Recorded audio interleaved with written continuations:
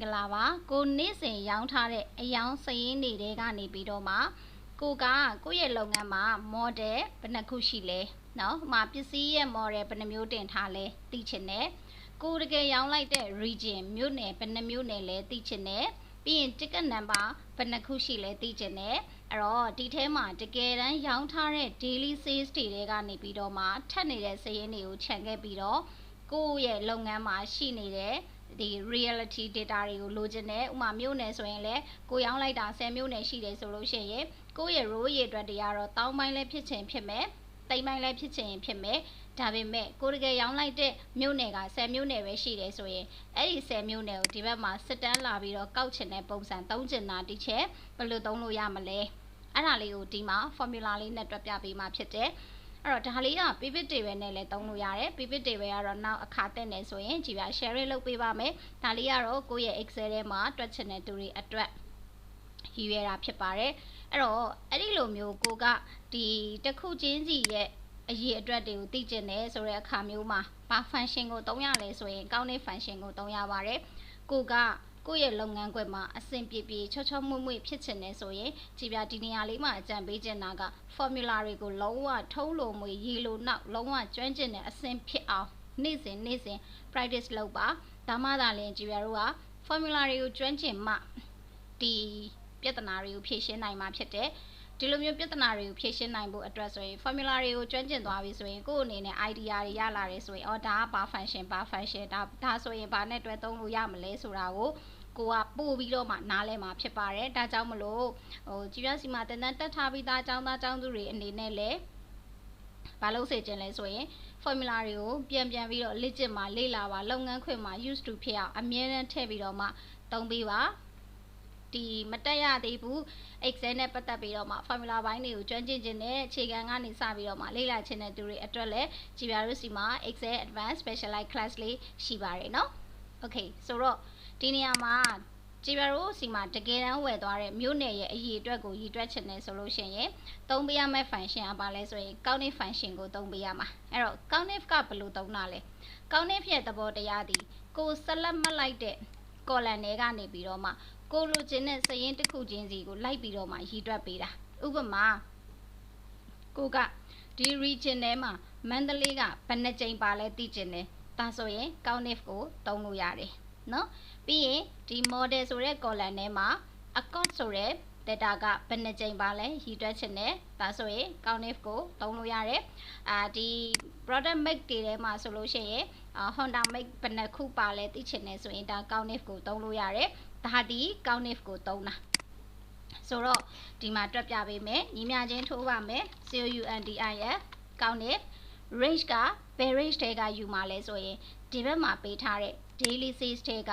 make column ကိုစစ်ချင်တာဒါဆိုရင်ခေါင်းစဉ်ကိုဆက်လက်မှတ်စရာမလိုဘူးကိုတကယ်ရည်တွက်ချင်တဲ့ data ကိုပဲဆက်လက်မှတ်ရမှာဖြစ်တယ်အဲ့တော့ဒီနေရာလေးကနေမှတ်ပါအောက်ဆုံးကိုဆင်းကျင်နေဆိုရင် control ရဲ့ shift ရဲ့ down arrow key ရဲ့နှိပ်ပေးပါ control shift down arrow key နှိပ်လိုက်တယ်ဆိုရင်ဒီမှာကိုဆက်လက်မှတ်လိုက်တဲ့ row အရေးအတွက်ထွက်လာပါလိမ့်မယ်ပြီးသွားရင် comma ခံလိုက်ပါ criteria မှာကြာလို့ရှိရင်ကိုတကယ်အဖြေလိုချင်တဲ့ဒီ data လေးကိုစစ်မှာအဲ့တော့သူပြောလိုက်တဲ့သဘောတရားက daily sales ဆိုတဲ့ sheet ထဲကနေပြီးတော့စစ်မှာက B2 ကနေ B2870 စစ်မှာလိုချင်တာဒီအဲ့ဒီထဲကနေပြီးတော့မှ Honda ရဲ့အရေးအတွက်ကို Countif ရည်တွက်ပြပါလို့ပြောလိုက်တာဟုတ်ပြီဝင်ပိတ်မယ်အနာခေါက်လိုက်ဒါဆိုရင်ဒီ daily sales ထဲက mix ဆိုတဲ့ column ရဲ့အောက်မှာ Honda အရေးအတွက်16ချိန်ပါတယ်ဆိုပြီးတော့မှပြပေးတယ်ဒါကကြတော့ကြည်ပြတို့ကလိုချင်တဲ့အရေးအတွက်ကိုရှာတာအခုသုံးမှာじゃမဟုတ်ဘူးဒီမှာ region က10မြို့နယ်ပဲရှိတယ်ဆိုရင်10မြို့နယ်ပဲလိုချင်တာ ticket number ဆိုရင်လည်း ticket number အဆောင်ရေ100ထုတ်တယ်ဆိုရင်အဲ့ဒီအဆောင်ရေ100ကိုပဲလိုချင်တာအဲ့ဒီလိုချင်တယ်ဆိုရင်တွက်ပေးရမယ့် function က countif ပဲဒါပေမဲ့အကုန်လုံးထဲကနေပြီးတော့အကုန်လုံးကိုပြန်စစ်ရမှာနော်ဒီထဲကနေပြီးတော့မှဒါကိုပြန်စစ်ရမှာအဲ့လိုပြန်စစ်ရမှာအဲ့ဒါကိုကြည်ပြတို့ကတကွက်ချင်းစီမတွက်တော့ဘူးဘာအနေနဲ့တွက်ပါလဲဆိုလို့ရှိရင် array function နဲ့တွက်မယ် array function ဆိုတာတကွက်ချင်းစီတွက်တာမျိုးမဟုတ်ဘဲနဲ့တစ်ဆက်တည်းစစ်တာကို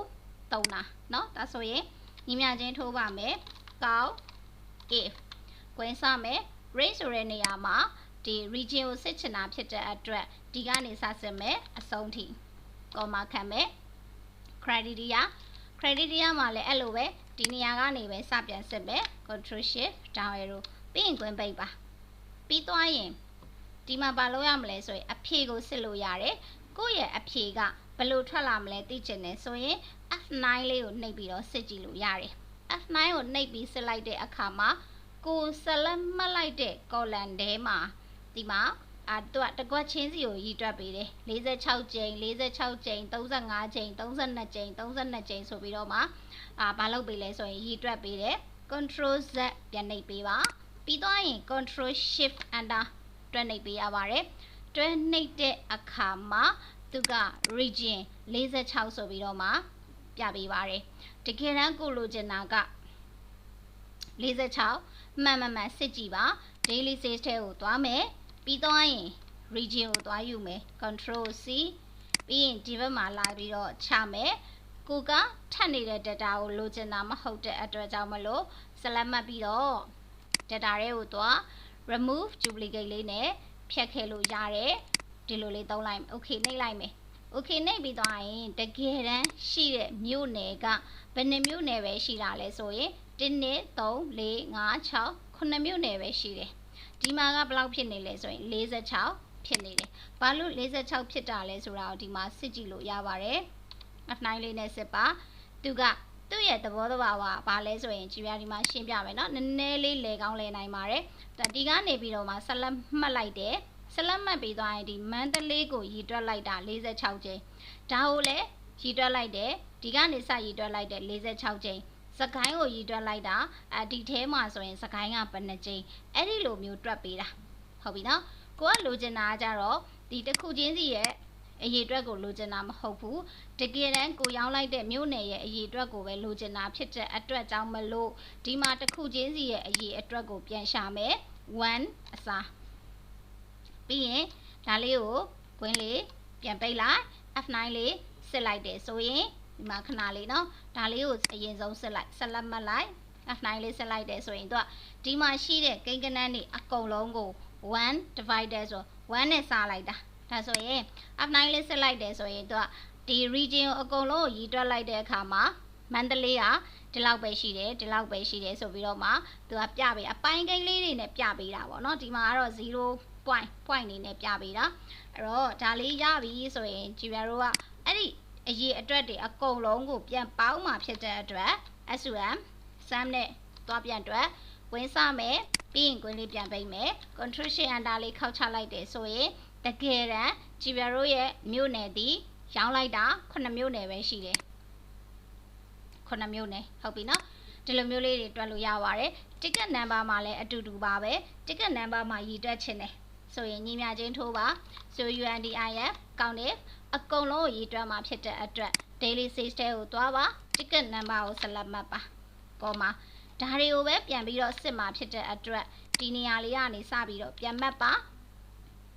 ခွင်းပိတ်ပါ F9 လေးစစ်လိုက်မယ်ဆိုရင် ticket number တွေအကုန်လုံးကတော့တစ်ချိန်စီပဲရှိတယ်ထပ်နေတာတွေမရှိဘူးเนาะအဲ့တော့ကိုကဒါလေးကိုပြန်ပြီးတော့မှ1နဲ့ပြန်စားမယ်ဆိုရင်လည်းအတူတူပဲဆိုရင်အကုန်လုံးကိုပြန်ပြီးတော့ပေါင်းမယ်ဆိုတော့ sum နဲ့ပြန်ထည့်ပေးလိုက် condition နာလေးခောက်ချလိုက်တယ်ဆိုရင် ticket number က286ဆောင်ဆိုပြီးတော့မှပြပေးပါရလားအဲ့တော့ဒီနေရာလေးမှာပြောချင်တာကဘာလဲဆိုရင်ကိုယ့်ရဲ့စရင်တစ်ခုချင်းစီရဲ့အကျင့်အရေးအတွက်ကိုရည်တွက်ချင်တာမဟုတ်ဘဲနဲ့ကိုယ့်လုပ်ငန်းမှာရှိနေတဲ့ customer တွေရဲ့အရေးအတွက်ကိုသိချင်တယ်မြို့နယ်တွေရဲ့အရေးအတွက်ကိုသိချင်တယ်ပြီးတော့ရင်ဒီတကောလန်ချင်းစီမှာရှိနေတဲ့စရင်တွေရဲ့အရေးအတွက်တွေကိုရည်တွက်ချင်တယ်ဆိုတဲ့အခါမျိုးမှာအကောင်ဖြစ်ကုန်အခါမျိုးမှာဆိုရင်ကြည်ပြတို့ဒီ function လေးကိုသုံးဖို့ပြောချင်ပါတယ်1နဲ့ဘာလို့စားတာလဲဆိုလို့ရှိရင်သူက Countif ကရည်တွက်တဲ့အခါမှာ item တစ်ခုချင်းစီကိုရည်တွက်သွားတာကြည်ပြတို့လိုချင်တာဒီ item တစ်ခုချင်းစီကိုရည်တွက်ချင်တာမဟုတ်ဘူးအကုန်လုံးထဲကနေပြီးတော့မှမတူညီတဲ့ data ကိုဆွဲထုတ်မှာဖြစ်တဲ့အတွက်1နဲ့စားလိုက်တာပြီးမှအရှိကနေအဲ့ဒီစားလို့ရလာတဲ့ point တွေအကုန်လုံးကိုပေါင်းလက်ရှာတာဖြစ်တဲ့အတွက် sum ကိုသုံးလိုက်တယ် control shift enter ဘာလို့သုံးတာလဲဆိုရင် ဒီမှာ